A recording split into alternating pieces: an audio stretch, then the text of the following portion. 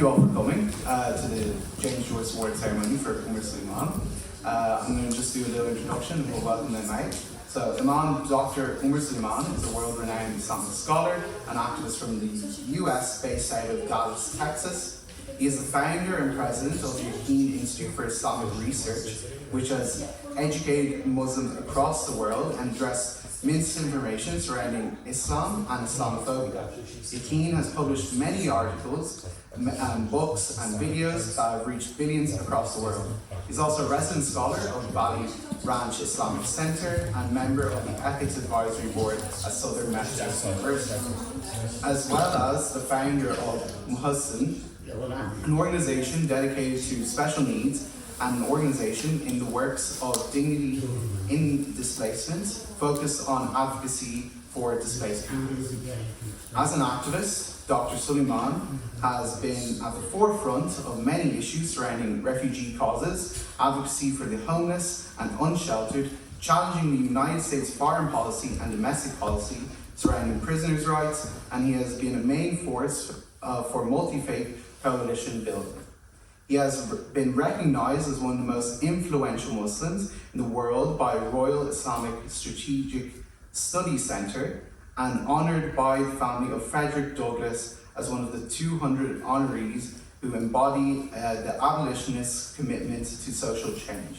As a key advocate for the Muslim community, he has especially been at the forefront of the pro-Palestine movement in the US, leading some of the biggest protests on the issue in US history. So please welcome Dr. Omar Suleiman.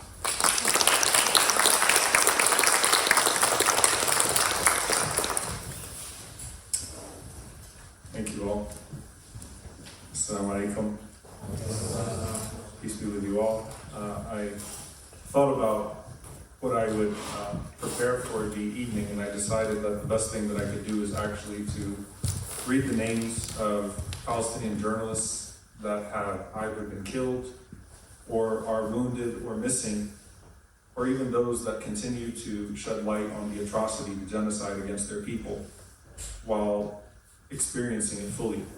And so I will be attaching tonight this list of all of the journalists from Palestine that have been killed, as well as some of those who continue to raise their voices. Motaz, who has become a brother to us all, Wael Aldahdouh, who they call the Mountain of Palestine, Hind, Bisan Odeh, Katrina, who has become a father to so many of us, and Lama Jamous, the young journalist who's become our daughter, and then all of those that have been murdered, starting with Katrina to Sam Abu Daqqa, and more. And so the only thing that I would like to present tonight is that I intend to attach this to the award, and I hope that all of you remember the true heroes of the day, as all of us are simply standing on their shoulders and seeking to amplify their voice. Thank you.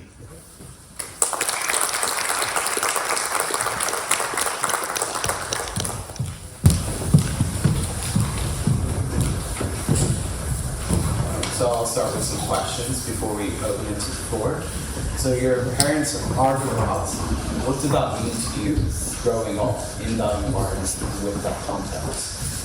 So growing up with Palestinian parents means that you have an intense feeling of belonging at home and an intense feeling of erasure when you're outside of the house. And so while the whole world tells you that Palestine doesn't exist and anything Palestinian doesn't actually exist, you have parents at home that point to a map.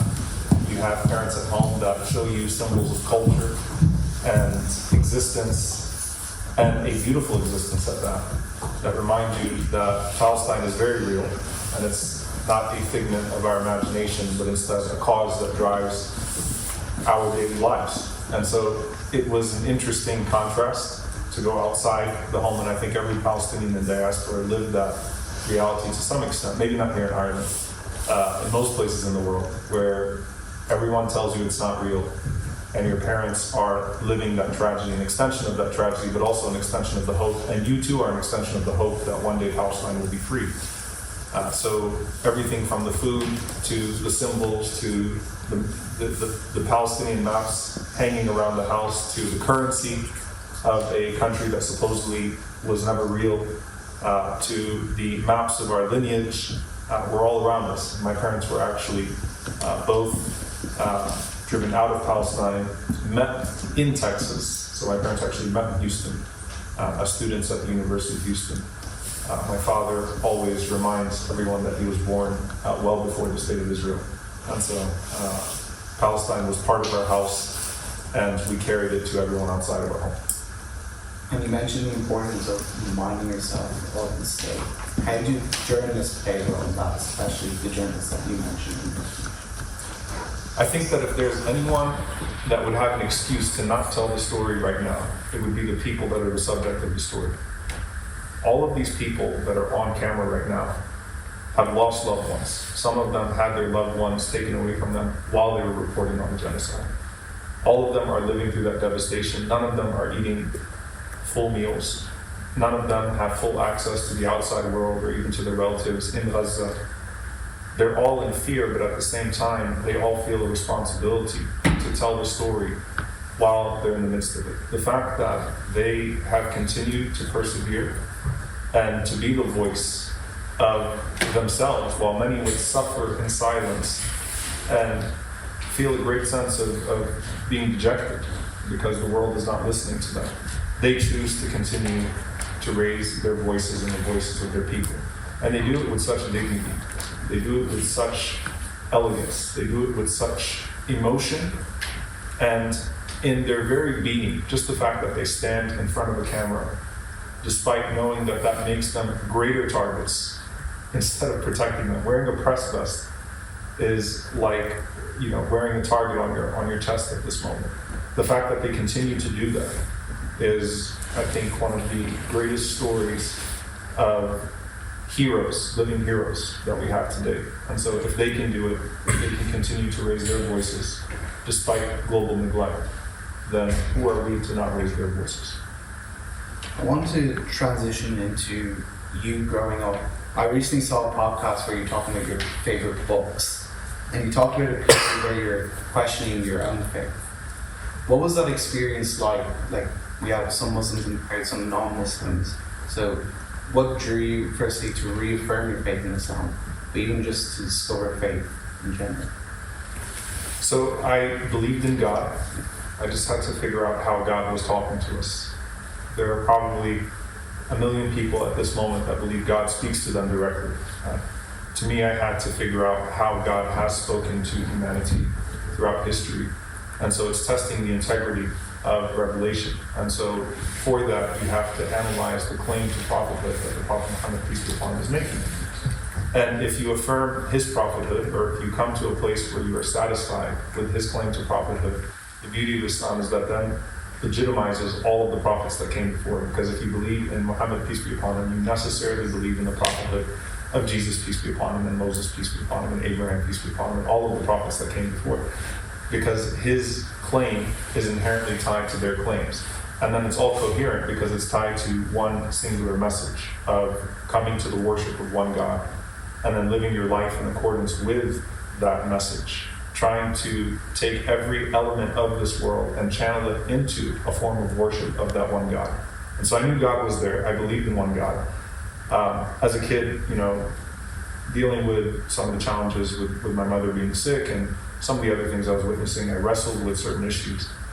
But once I came to a place of being satisfied with the claim to prophethood of the Prophet Muhammad, peace be upon him, I was fully at ease with my faith and found it to be as beautiful, in fact, even more beautiful than the way it was by my parents. And I think the beauty of Islam is that it establishes the consistency and the coherence of the message, that it was a singular message, in fact, to all of the prophets that ever came, one God, but that message never actually changed. Some of the elements of legislation changed. But at the same time, while God spoke to all of those prophets in the same way, we all, not being prophets, have the same access to God to speak to him. And so supplication is a very intimate experience in Islam. You don't go through clergy, you don't go through an imam, you don't have to be of a certain level of piety or cross a threshold before you can supplicate and invoke him directly. He is closer to you than your jugular vein. When you call upon him, he responds. And so it's consistent communication that came to us. And then open communication from everybody back to him in that supplication. And so it just establishes a great sense of harmony. And, I'm grateful for the process because the process allowed me to really find depth in my faith. And then what drew you to Islamic scholarship and academia? Because I feel like a lot of us in university get a job, maybe in a corporate firm, somewhere that will pay you the big bucks. Yeah. So what drew you to that avenue? Well, in fairness, my father is a chemistry professor, and he is a really good chemistry professor. He's one of the best in the world. And so I grew up in a house that definitely stressed academia. And my dad did tell me that if you want to study Islam, you've got to study something else as well. So I got a degree in accounting, but I never did taxes. Just to have it there. I really wanted to delve deep into my faith because reading more affirmed me more in my faith. And so I didn't intend actually to become an imam or to actually take a path where I would be teaching full time, right? I just wanted to delve as deep as possible into the faith. And I think that, there doesn't have to be a dichotomy that everyone has to, abide by here. Pursuing any knowledge that is beneficial is Islamic knowledge, especially if you pursue it with the intention to do great things. There's a saying from one of the four Imams, Imam Shafi'i, where he said that the two most beneficial groups of people in the world are scholars and doctors. One treats the soul, one treats the body. I know that for a lot of students, it's like you're validating their parents who say you can only become doctors. I'm not saying that. I'm saying that find ways to pursue things that will be beneficial. And most of what we have been taught, most of what is around us, is at the end of the day means for benefit. So it goes back to your intention when you study. It goes back to what you seek from your output. Many people simply seek, to earn a living. Instead of just earning a living, try to earn a purpose, live with purpose. And so whatever it is that you're pursuing, make the most out of it. But certainly, I think that, give your faith its due. This is the most important question that will ever be asked of you. And this is the most important question that you will ever ask. Why am I here? And so you have to give it its time. Giving it its time doesn't mean watching a few YouTube videos. Giving it its time means diving deep into that question. Because if you don't know why you're here, then nothing will satisfy. Growing up, and you mentioned in a lot of your videos, the role models. Who are those role models specifically? And all of us are kind of maybe choosing our role models or have role models, but don't really know why we have them. So what are the importance of them? I had a lot of role models. I often tell people that your greatest role models are probably your parents, but you just don't appreciate that until you get older. I admired my parents greatly. I don't think I knew how great they were until I became an adult. But certainly in my parents, I had great role models.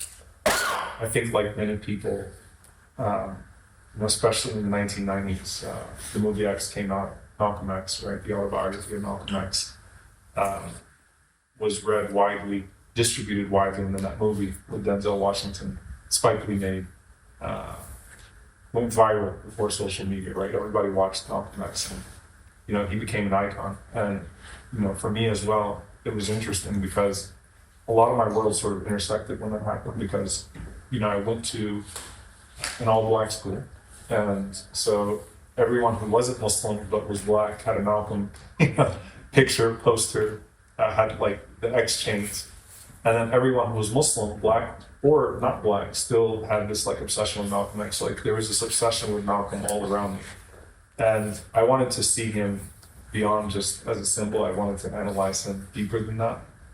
And what I loved about him was that he had every reason to fail, but found every way to succeed. Like everything was stacked against him, but he turned the darkness of that prison cell into light for the world. I mean, it was incredible to watch his transformation. It's incredible to read the power of his words, to hear him decades later. And what he says seems to be timeless. And one of the things that I admired about Malcolm in particular was that even his foes would say that he was the most sincere of people. Even the FBI was tapping his phones and writing reports on everything that he was doing in their surveillance reports, talked about how saintly he was, right? Which is deeply profound, right? So role models change over time for me. You know, right now I have to say it's Wael Aldahdouh. There's something about him that just captures so much. I mean, the dignity, the poise in the midst of great pain. He's had almost everyone beloved turn taken away from him. But he manifests such a beautiful steadfastness with everything that he does. So right now I'd say he's definitely a role model. So look for the role models, look for the people around you, look for the people even in your own home at times. People can be role models for different things. As Muslims, the Prophet, peace be upon him, and the prophets as a whole, and you know, those are the best of people. So we find a connection to them. And one of the ways that God makes them role models to us is that he actually gives us access to their lives in their low points. So whether it's Job or Moses or whoever it may be, you're seeing them in their lowest points, and you're seeing how they rose to be heroes. And so we have a lot of role models that we can look to, both in the past and the present. We hope to be role models for the future. I remember the first time I saw you was a clip about you talking about Hurricane Katrina.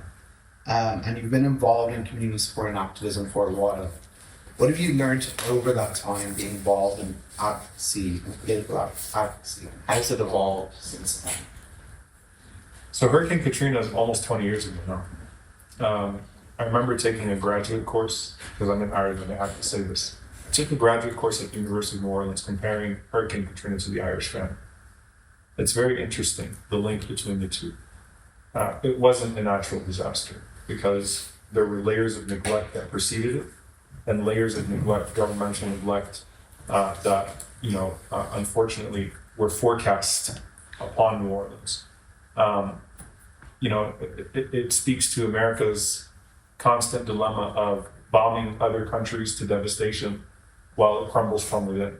At that time, you have the George Bush administration, which is arguably the worst in the history of the United States. And people kind of look at me funny when I say that, like, who else has been president? Like, I get it, but that administration obviously started the war in Iraq, started the war in Afghanistan. And while, tearing up these two countries on the basis of the lie of weapons of mass destruction, literally people in New Orleans could not find home, right? Could not find basic relief, could not find basic forms of rescue, right? People were drowning for days without food. The media helicopters showed up before the government showed up, right? It was craziness. So there are layers of neglect. So you have thousands of people that die at home while you kill hundreds of thousands abroad. You continue to send aid to Israel, which has sustained an occupation and the murder of thousands and thousands of people. It was madness. Some people talked about New Orleans and said that Katrina should have been the birth of Black Lives Matter, because there's a heavy racial element to who was chosen to die there, right? And what neighborhoods were allowed to be flooded, and where recovery, was prioritized. All of that was important. So it was an intersection of so many different forms of injustice. It also showed me what it was like to see communities come together in devastation.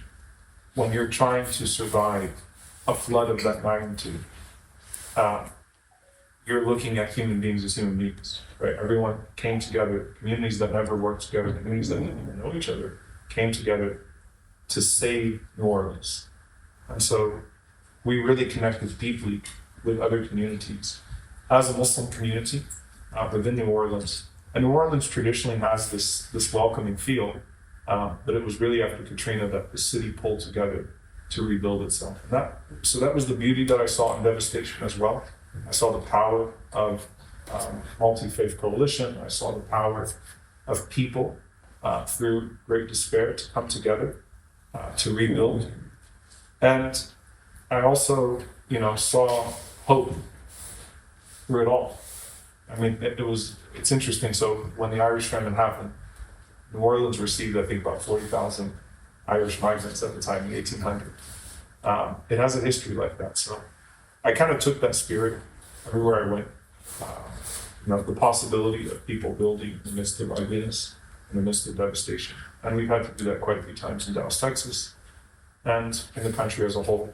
And we'll continue to build, but hope for less devastation that forces us to build. And you mentioned that devastation was, of course, a lot of suffering that comes with it. How do you stay empathetic or sympathetic in those situations, especially when it be emotionally fatiguing? And even for us, where kind of suffering is delivered to our phones at an instant, how do you not get apathetic to it? So, when you're an imam or when you're a pastor, or you have to pastor, you always have to be the calm presence in the room and the calming presence in the room, right? So, you do hospital chaplaincy. When you have to deliver terrible news to someone, or you have to be there when the worst news has just been delivered to them, you always have to maintain focus. There's a risk there that could become numbness, and it could actually become very dangerous. But, I take it as a purposeful, collectedness in the moment. When we go to refugee camps, when you take youth groups to Syria or to Jordan, people that have been through the worst of the worst do not want you to walk into their tents and cry at their situation. They're looking for a smile. They're looking for reassurance. They're looking for comfort. When people are suffering, they want you to be there with them, but they also want you to be there for them. And to be there for them, sometimes you have to disconnect just a little bit, not to a point of apathy, but to a point of perspective, so that you can help them through the moment. One of the ways that I try to process when I'm in a situation like that is I tell myself that you'll have your chance to cry. My chance to cry will be when I go home, right? My chance to cry will be when I get in the car sometimes, right? It's when I'm out of the situation. But right now, the moment demands otherwise.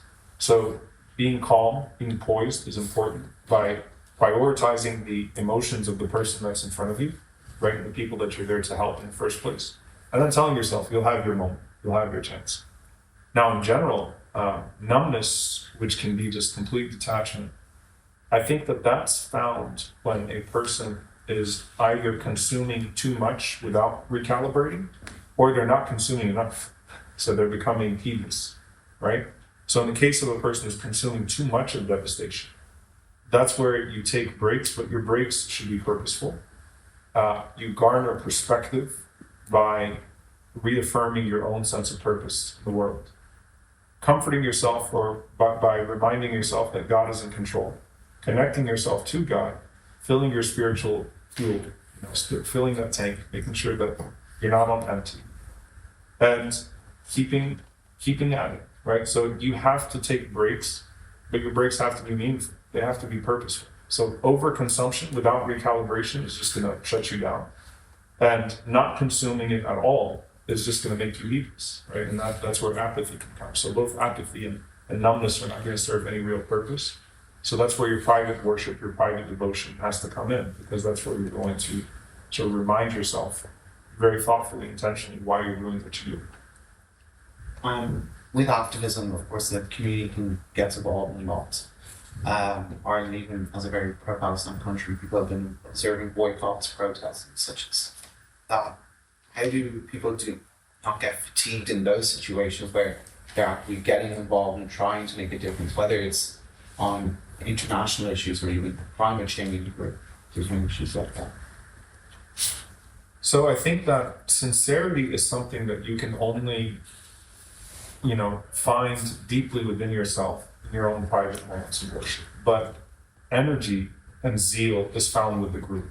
And so how you find that energy and zeal with the group is, you look to people that are continuing to go even when you feel like you need to shut down. You look to other people that are committed to the cause, even if they have more difficult circumstances than you. And in the case of pro-Palestinian activism, look at the people in Palestine themselves. One of the reasons why they have frustrated the settler colonial project is because of their refusal to leave, despite all forms of intimidation and all of the devastation that comes with living under occupation. So if they can persist we too can persist. If they can continue to report while the bombs are falling on them, we can continue to talk about them while the bombs are not falling on us. If they can continue to strive even after they've lost family members, then surely we can strive while they're still alive.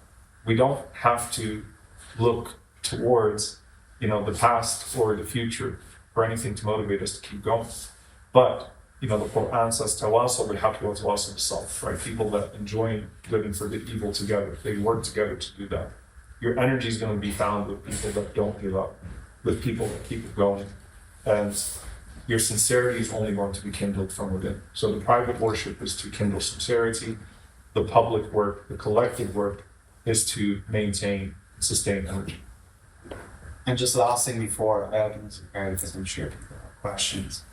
How do we help people at home and abroad? Sometimes we feel helpless or have a limited capacity. So even in those situations, how do we help people? So your goal is to increase capacity to the point that you can be a more capable servant. Compassion fatigue is a real thing. But many people talk about, filling their own their own hearts and giving themselves more room to breathe so that they can feel better. But we do that as believers so that we can be better. We can be more capable worshipers, we can be more capable servants. We can be more present for people if we take those moments to refill our tanks and we do what's necessary for ourselves. So how we can help people is by being the best version of ourselves and by not disconnecting from them when the world turns away from them and find something else that's more worthy of its attention. So your boycotts matter. Look, sustained action is what makes the difference. Sustained action, even if it is through collective small efforts, is what allows for even the most brutal of empires to buckle. So keep boycotting, keep protesting. Your prayers matter, your charity matters, your boycotts matter, your protests matter. Be one of those that stays consistent when others have lost interest. Thank you. Is there anybody from the crowd with any questions? Don't be shy. We talked about giving the study of religion enough time. What books do you think benefited you the most? So the literature that was available to me back in the late 90s, it's not the same literature that's available to you right now. There's plenty of well-researched, work out there for you to benefit from. So I recommend, going to the King Institute's website. There are over 250 articles there that are present, a whole body of research that answers some of the most complicated questions about religion.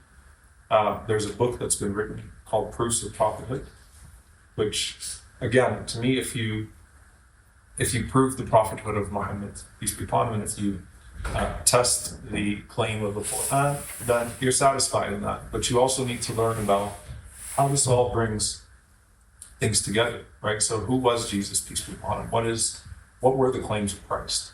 How do we find a way to synthesize all of this? Because we believe that these were all divinely inspired people, that these were all people that came with great messages. How do you synthesize all of that? So it's important to go through that research and to benefit from it. A lot of the research that's being produced today takes what has been produced in the past, and we're blessed with that. Just talking about Malcolm X, one of the things that shocks people, there was no seerah, there was no biography of the Prophet, peace be upon him, in English when Malcolm was in prison. So you had to sort of sparse through, history books or whatever you could find in there to try to put things together. But there wasn't a single book that was written in English about the Prophet Muhammad, peace be upon him, back then. So make use of what's available to you right now in terms of, literature. It's also important, by the way, for the Palestinian cause.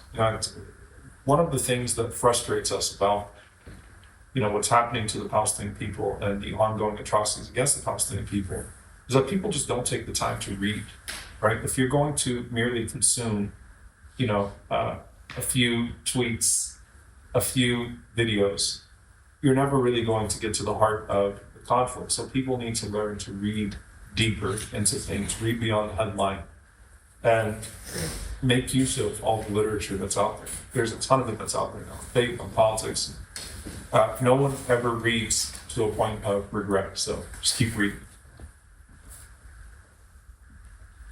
Any other questions?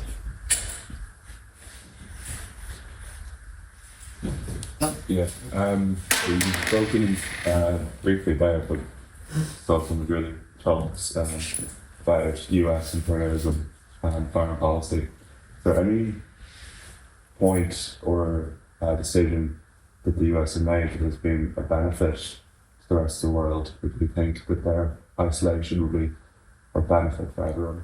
Or is there foreign policy that you can point to that you agree with? Can I point to, that's a great question, is there anything in US foreign policy that I agree with? Yeah, essentially.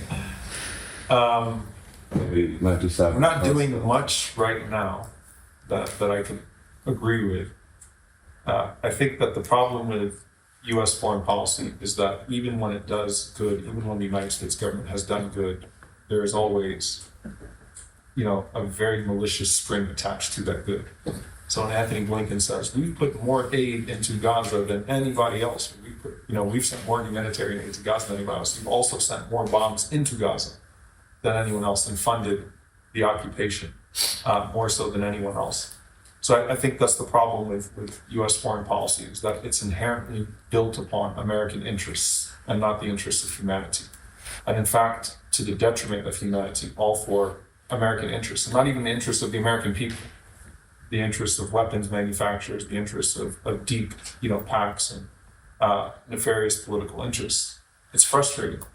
It's really frustrating, And I think that most American people, when they sort of open their eyes to this, they go, whoa, we have basically functioned as a global bully. And even when America takes the right side of history, it does so for the wrong reasons. And so we were on the right side of Bosnia, right? We were on the right side of Afghanistan at some point, right? We were on the right side of fighting colonial powers at times, but only so that we could replace them as a greater colonial power. That's the problem. And so I think we have to not just challenge American imperialism, but challenge the ideas that have propelled colonialism in the 20th century, where we still face the aftermath, unfortunately now, in many parts of the world. You have to, really interrogate the underpinnings of colonial ideology and then talk about how the effects of that colonialism remain today. Because unfortunately, one of the things that Malcolm said about Africa, he said they clip the bird's wings and then blame it for not flying as high as them, right? So unfortunately, in a world where people can't pay attention for more than 5 minutes online, right? How are they going to read, beyond 5 years in the past? You have to read about what has led to the current political situations that we are living in now, and how we can actually restore not just those specific situations, but we can fundamentally shift the way that the world works. And that's only going to come through the power of the people. As cliche as that sounds, right? That's where people power comes in. When enough people insist upon a different way of being, that these political interests can't merely compete with one another, all to the detriment of people. Thank you.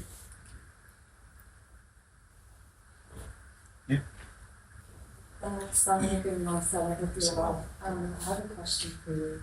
Obviously, in the last times that we live in, they've become increasingly challenging as Muslims, and there's Islamophobia all around us, rampant for.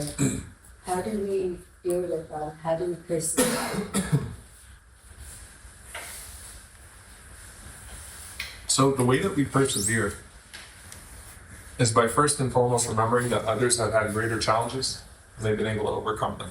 So that's where looking in the past is really helpful, right? Finding the inspiration from those people in the past.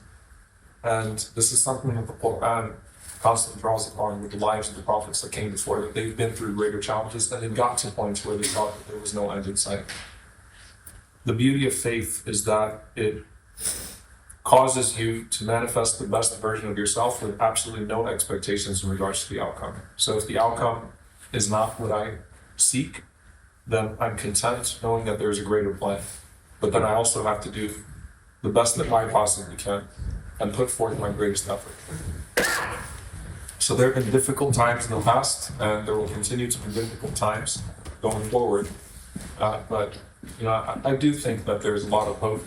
Look, coming to Ireland, I have to admit, like, being a Palestinian American, like, Ireland has become legendary to the rest of to Palestinians around the world. Like, when I told Palestinians, family and others, I'm going to Ireland, it's like, whoa, like, okay, now make sure you go to this person and go to this person. Are you going to be going to this protest? It's unique here. I'm sure that you face your challenges, but recognize that your challenges are different from what others face. And so you have opportunities amongst those challenges. The fact that you can challenge that bigotry is in and of itself an opportunity for you. So use that. You also have the leverage to be able to speak for populations that can't speak for themselves in other countries of the world. So use that to your advantage and keep going.